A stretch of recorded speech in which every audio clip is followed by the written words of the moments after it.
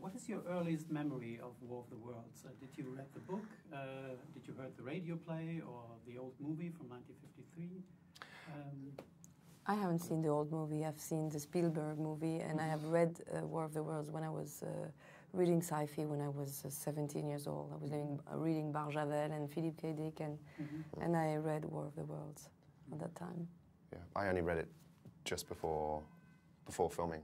Okay. And I had heard of it. Like lots of things, you know, had like a strong sense of what it was, but then was pleasantly surprised when I actually read it. And what a well, we've just been discussing actually when was the first conception of extraterrestrial life, and when did it first emerge in literature or in the minds of people? And none of us are experts on it, but it sort of feels like it was something that emerged in the sort of late 19th century as our kind of scientific and technical knowledge and knowledge of the universe was growing. Who was the first alien? That's the big question, no? Who was the first alien? Maybe it is this novel. Alien the first. I mean, he wrote it in relation to the Tasmanian refugees coming to the UK and how they were treated there. Ah, okay. So it's actually the same situation you maybe had at that time when you filmed the series now, like I guess 1 year ago, or when it filmed? What month are we? We're in September. Yeah, it was in spring. We just it's almost. Did it have any impact at that time, the political situation with the refugees, on filming that? Because usually you don't have this kind of setting in the real world when you are filming. I think it was certainly, it must have been in the mind of Howard, who wrote it, was that you know, obviously we've been living this is the era of, you know, huge migration, refugee crises, and it's and obviously, as we know in this, that one of the key characters is a refugee migrant, and from the beginning he is in a state of survival. Could you reveal a little bit more about your character and what kind of journey it makes? Was that in any way important for you for taking this job of these characters? Yes, that's a strong. Yes.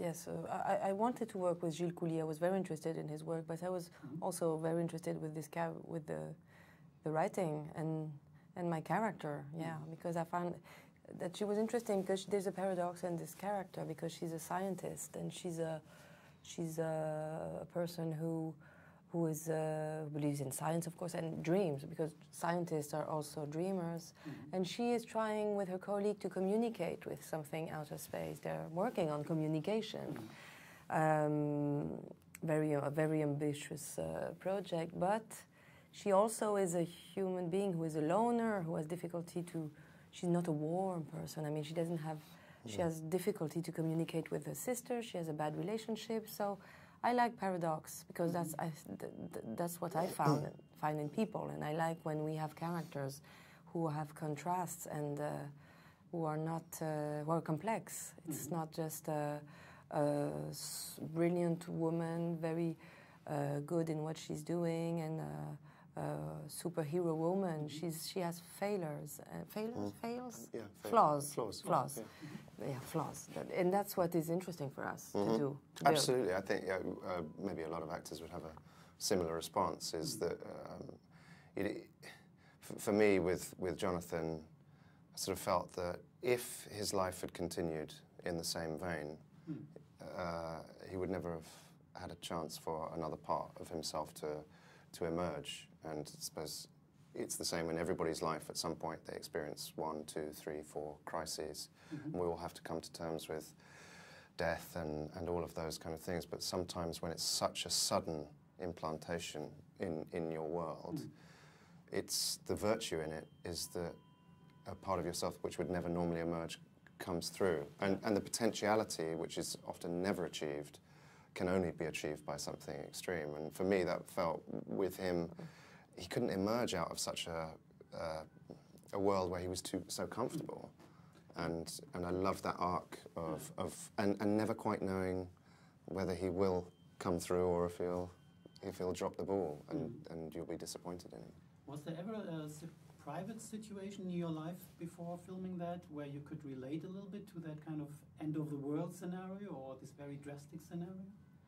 Well, unfortunately, I had this feeling when there was the terrorist attack in France. Yes, that in Paris we have never been through. In my life, I've never been through this.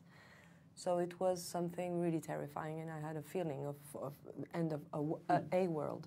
Yeah, everything had changed. Yes, and it was a nightmare. Yeah, I was at 9/11. I was in Las Vegas, and that was a very strange setting to be in this kind of entertainment city and have this drastic news on the televisions everywhere. And this was, and I always remember this kind of silence which came into the city. And that's why when I see such a series where there's panic and it's always quite noisy, I guess in reality it would be more quiet. Well, I particularly enjoyed one scene I saw last night, which was Gabriel Byrne's character. He has these students, and there's an earlier scene where he tells somebody off using their cell phone. Yeah. And then in a subsequent scene, he looks around, and it's because he just sees all of these phones come up and everybody's just looking at it, and the quality of the room changes, not because everyone's going, ah, it's because everyone's just looking and something has shifted in the room. And I thought, there are these elements. Of course, there are moments of extreme danger where everybody is running through a tube station or everybody's doing it, but it does investigate the much more mundane process. And I remember, you know, everybody remembers where they are in 9/11, but I remember I was rehearsing a play and we ended up stopping the rehearsal and just going to a local pub and everybody was watching the TV. And there was somebody who was drunk at the bar who said, "Can we turn it over? We've seen this before."